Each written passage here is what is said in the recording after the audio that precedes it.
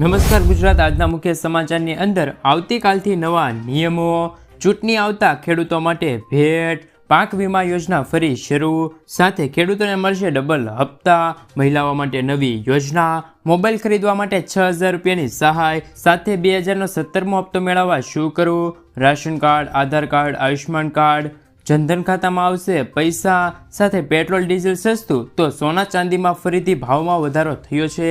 Gas cylinder અને solar પાવરને લઈને મહત્વના સમાચાર સામે આવી ગયા છે મિત્રો.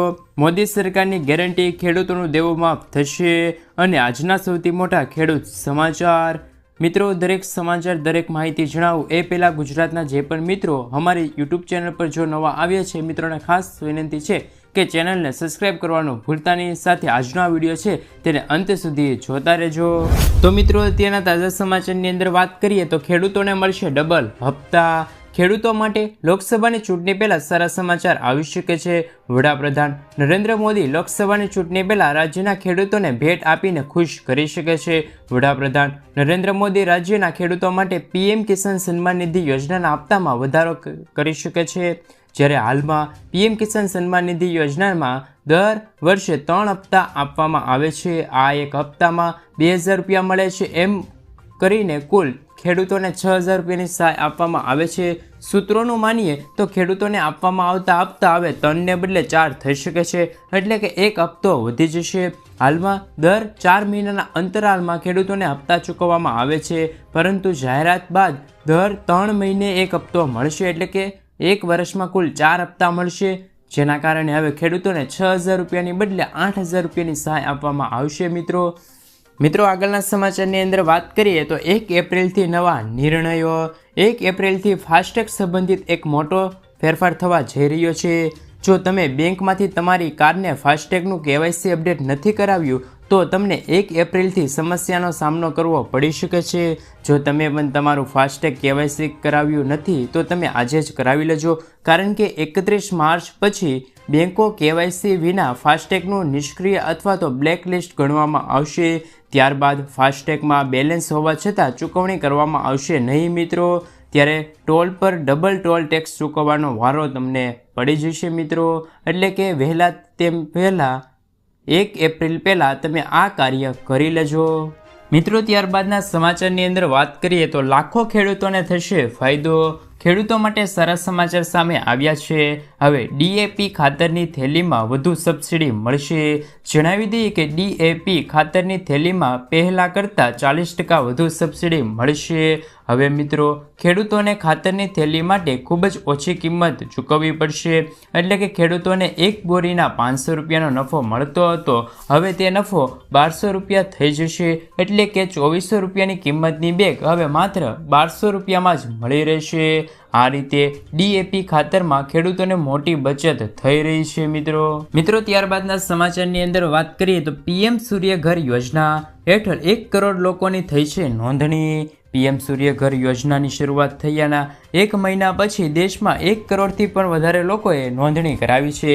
જેમાં ગુજરાત, મહારાષ્ટ્ર, ઓરિસ્સા, આસામ, બિહાર, તમિલનાડુ, ઉત્તર પ્રદેશના 5 લાખથી પણ વધુ નોંધણીઓ થઈ છે. આ યોજના હેઠળ ગરીબ પરિવારોને 300 યુનિટ મફત વીજળી આપવામાં આવશે, જેનો લાભ 1 કરોડ પરિવારોને થશે. રૂફટોપ સોલાર સિસ્ટમ લગાવવા પર સબસિડી પણ આપવામાં આવી રહેલ છે મિત્રો. ત્યારબાદ જો વાત કરીએ તો રાશન કાર્ડને લઈને આવ્યા છે મહત્વના સમાચાર.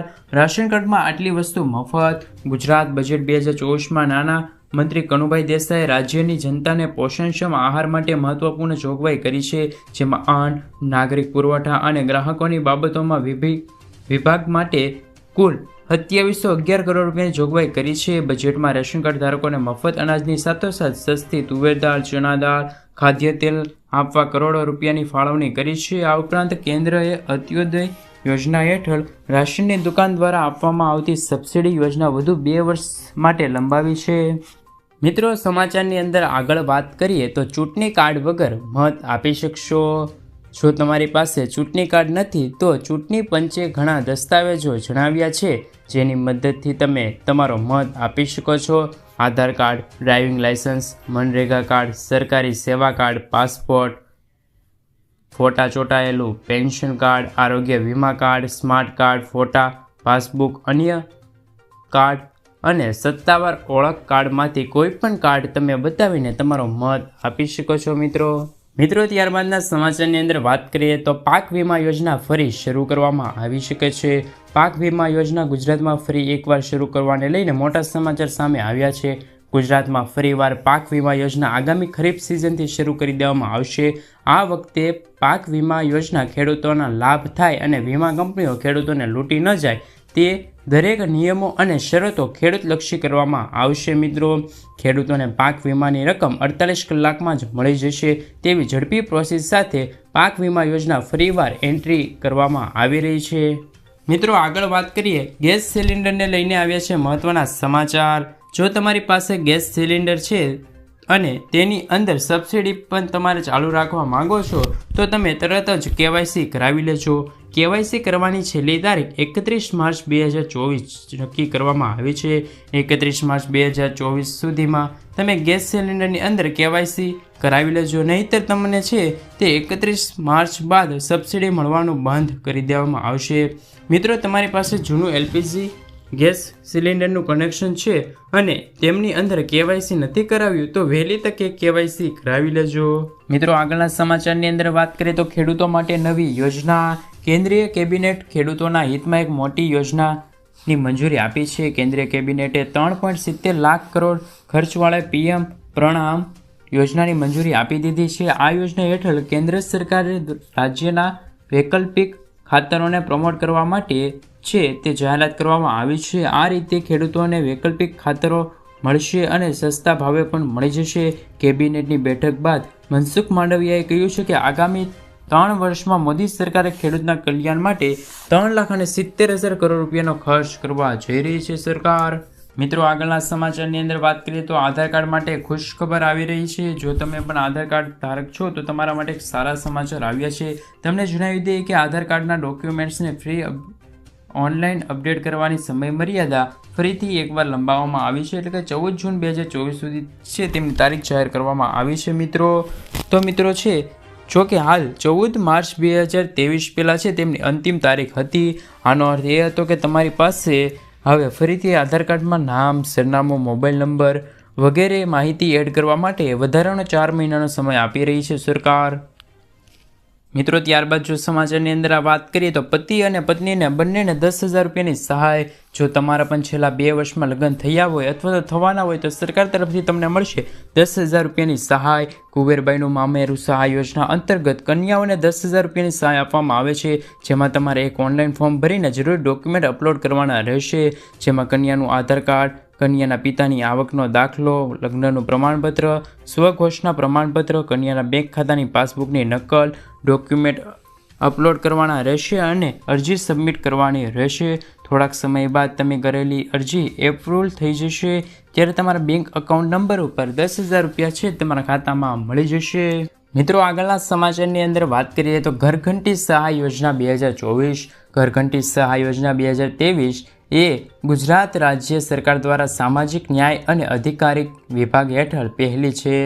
તેમનો હેતુ સામાજિક અને શૈક્ષણિક રીતે પછાત વર્ગો, આર્થિક રીતે પછાત વર્ગો, લઘુત્તમ અને વિચરતી મુક્તિ જાતિઓને આવશ્યક સહાય પૂરી પાડવામાં આવે છે.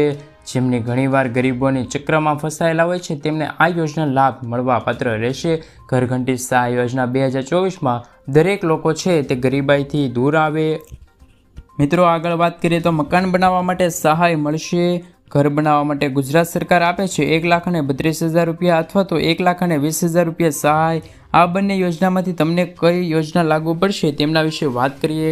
યોજના નંબર 1 પંડિત દીનદયાળ ઉપાધ્યાય આવાસ યોજના 2023, જેમાં તમને 1,20,000 રૂપિયા સુધીની સહાય આપવામાં આવશે.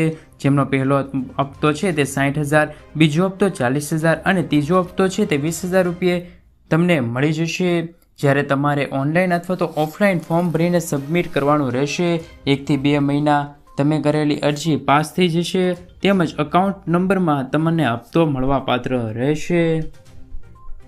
ત્યારબાદના સમાચારની અંદર વાત કરીએ તો સોનાના ભાવે તોડ્યા છે રેકોર્ડ.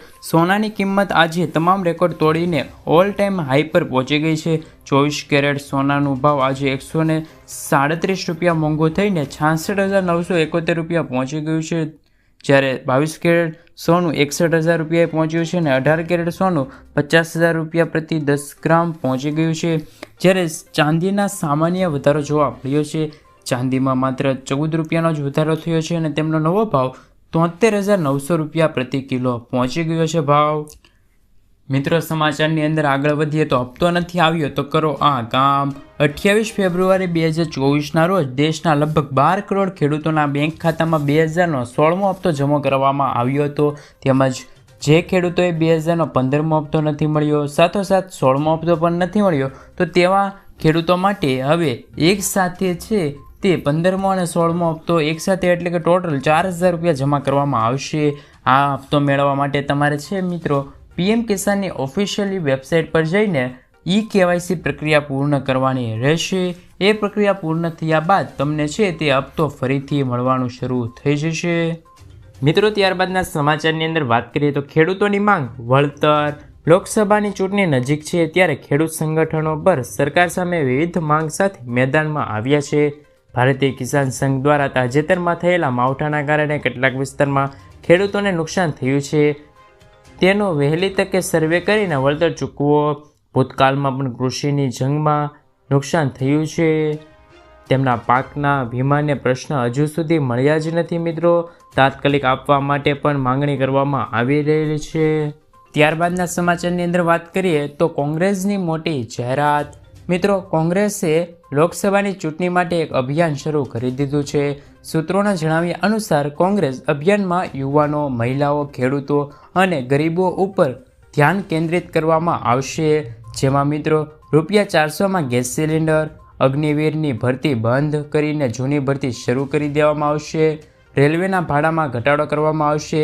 તેમજ બેરોજગારીના ભથ્થામાં વધારો કરવા તેમજ મહિલાઓને 1,500 રૂપિયાની માસિક સહાય અનેક વચનો આપી રહ્યા છે કોંગ્રેસ સરકાર. તો મિત્રો, તમારું શું માનવું છે કે આ લોકસભાની ચૂંટણીની અંદર શું કોંગ્રેસ ફરીવાર સત્તા બનાવશે કે પછી ભાજપની સત્તા જ સત્તાવાર જાહેર થઈ શકે છે? મિત્રો, કોમેન્ટ બોક્સમાં તમારો અભિપ્રાય આપી દેજો. મિત્રો, સમાચારની અંદર આગળ વધીએ તો કેન્દ્ર સરકાર લાવશે નવી યોજના. માર્ગ અકસ્માતમાં ઘાયલ થયેલા લોકોને સમયસર સારવાર આપવા માટે કેન્દ્ર સરકાર નવી યોજના લાવશે. માર્ગ અકસ્માતમાં ભોગ બનેલા 5 લાખથી વધુને મફત તબીબ સારવાર આપવામાં આવશે. આ અંગે ચંદીગઢમાં એક પાયલોટ પ્રોજેક્ટ શરૂ કરવામાં આવ્યો છે. કેન્દ્રએ કહ્યું છે કે પ્રોજેક્ટમાં પરિણામના આધારે આ યોજના સમગ્ર દેશમાં લાગુ કરવામાં આવશે. અકસ્માતના 7 દિવસ સુધી મફત સારવાર આપવામાં આવશે. મિત્રો, ત્યારબાદના અને આજના અંતિમ સમાચારની અંદર વાત કરીએ તો આજના સૌથી મોટા એવા ખેડૂત ઉપયોગી સમાચાર. અમરેલી જિલ્લામાં મોટા ભાગના ખેડૂતો દ્વારા કપાસ, મગફળી, સોયાબીન, ઘઉં, ચણા તેમજ તલ સફેદ અને કાળા તલનું વાવેતર કરવામાં આવ્યું હતું. સાવરકુંડલા યાર્ડમાં છે તે મોટી મગફળી 1231 રૂપિયાના ભાવ બોલાયા હતા. સાવરકુંડલા યાર્ડ માર્કેટિંગ યાર્ડમાં કપાસના ભાવ છે તે 1351 રૂપિયાથી લઈને 1641 રૂપિયા સુધી બોલાયો હતો. જ્યારે કપાસના 1275 મણની આવક નોંધાઈ હતી. સાવરકુંડલા યાર્ડમાં ચણાની હરાજી કરવામાં આવી હતી. ચણાના ભાવ 1060 રૂપિયાથી લઈને 1350 રૂપિયા સુધી બોલાયા હતા. મિત્રો, ત્યારબાદના સમાચાર. વગર વ્યાજે 5 લાખ રૂપિયા સુધીની લોન. વડાપ્રધાન નરેન્દ્ર મોદી વારંવાર તેમના ભાષણમાં લખપતિ દીદી યોજનાની ઉલ્લેખ કરે છે.